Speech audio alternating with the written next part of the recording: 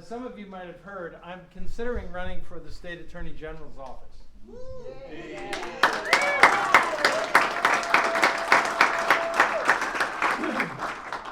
I wanted to share with you a couple of thoughts on why I would do such a thing.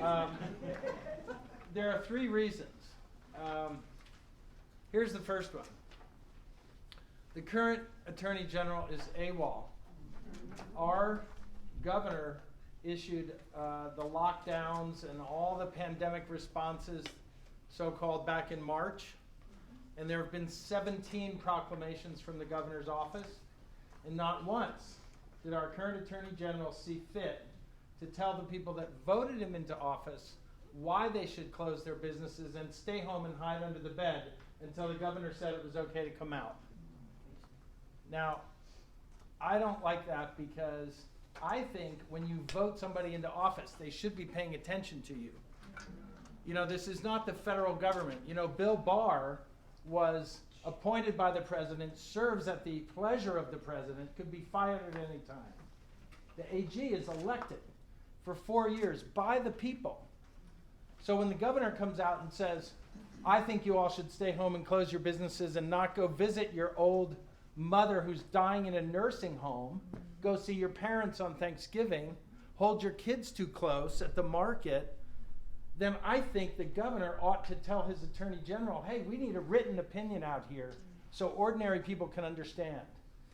Because in my experience, ordinary people hearing good reasons for doing things will want to comply, will find ways to do things. Because people are generally reasonable, okay? But people get really feisty when you don't tell them why they have to do stuff. And I've been that way since 3rd grade. And I can tell you, I've about had it. So that's really reason number one. Our AG is AWOL, and he needs to speak to us, and he's not. And I will do that if I make the decision to run.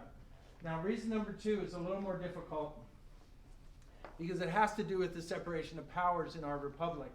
In our state republic, you know, I try to make a joke here, right? I go like 3 branches of government walk into a bar. And then nothing. You know, there's no joke.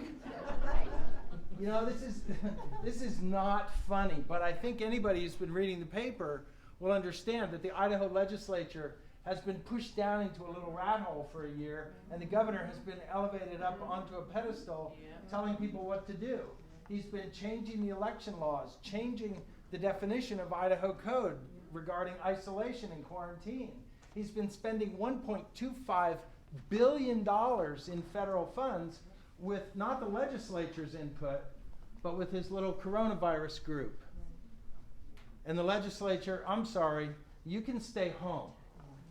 Okay? And so there's a problem here. And part of the problem is that the current Attorney General started in the AG's office in the late 1990s with a guy named Al Lance, who was the AG at that time.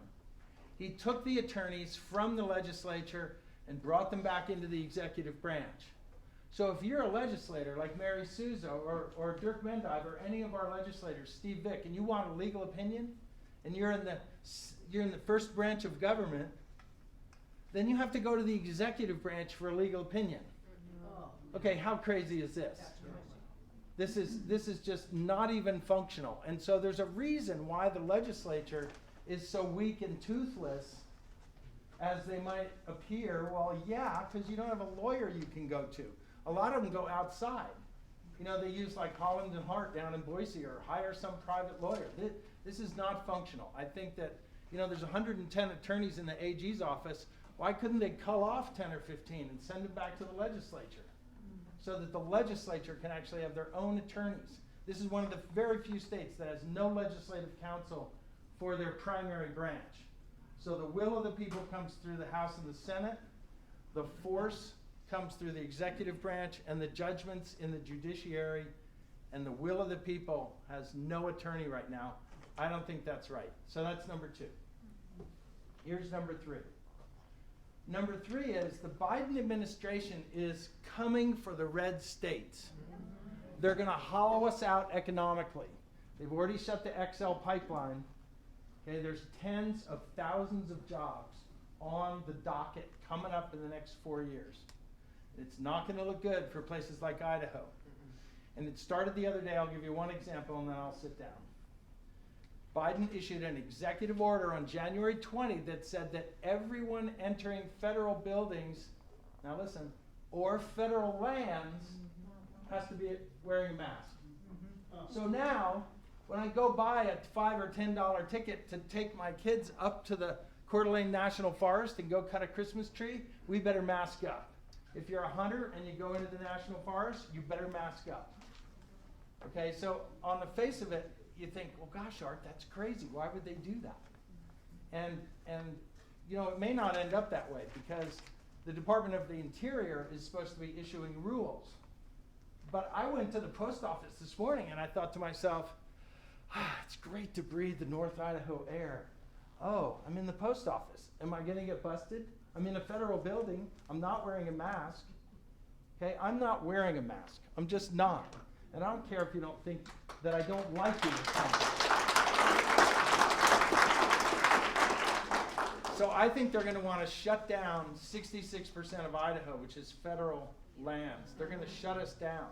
You're going to see more gates going up, more roads being torn out, more trails being destroyed, and you can just forget about walking your dogs on a weekend. Okay? It's not going to be pretty. And I think that the AG is the one. There's the 10th Amendment under the federal Constitution. We are a separate republic. And somebody has to stand up and start fighting for the people that voted the person into that office. So I'm thinking about doing it because I haven't had a good fight in a long time.